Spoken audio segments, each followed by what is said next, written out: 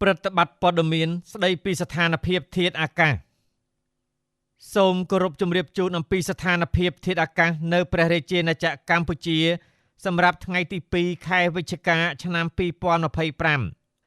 របបខ្យល់មូសុងដែលបក់លើសមុទ្រអាណ្ដាម៉ាន់សមុទ្រកម្ពុជាអាងទន្លេមេគង្គសមុទ្រចិនខាងត្បូងនិងលើព្រះរាជាណាចក្រកម្ពុជាបានថយឥទ្ធិពលស្ថានភាពបែបនេះនឹងធ្វើឲ្យចាប់ពីថ្ងៃទី2ដល់ថ្ងៃទី4ខែវិច្ឆិកាឆ្នាំ2025 1តំបន់វាលទំនាបសីតុណ្ហភាពមធ្យមបរិមា21អង្សាសេនិងសីតុណ្ហភាពមធ្យមបរិមា29អង្សាសេខ្យល់បក់មកពីទិសបូនិងទិសអាគ្នេយ៍មានល្បឿនមធ្យម2ម៉ែត្រក្នុង1វិនាទី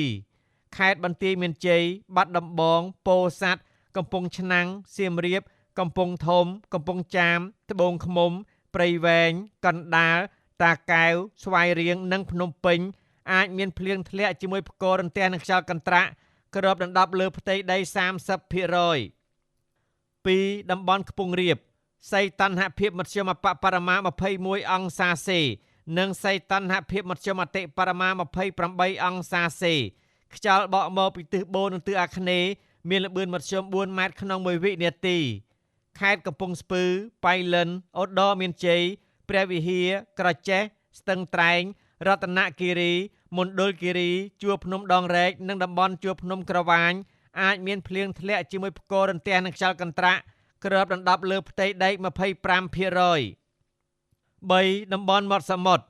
សីតុណ្ហភាពមធ្យមបរិមា21អង្សាសេនិងសីតុណ្ហភាពមធ្យមបរិមា28អង្សាសេខ្យល់បក់មកពីទិសនិរតីនិងទិសអាគ្នេយ៍មានល្បឿនមធ្យម3ម៉ែត្រក្នុង1វិនាទីខេត្តកោះកុងព្រះសីហនុកំពតកែបនិងជួរភ្នំបូកគោអាចមានភ្លៀងធ្លាក់ជាមួយផ្គររន្ទះនិងខ្យល់កន្ត្រាក់គ្របដណ្ដប់លើផ្ទៃដី 35% រលកសមុទ្រមានកម្ពស់មធ្យមបរិមា0.50 ម៉ែត្រនិងកម្ពស់មធ្យមបរិមា1.50 ម៉ែត្រ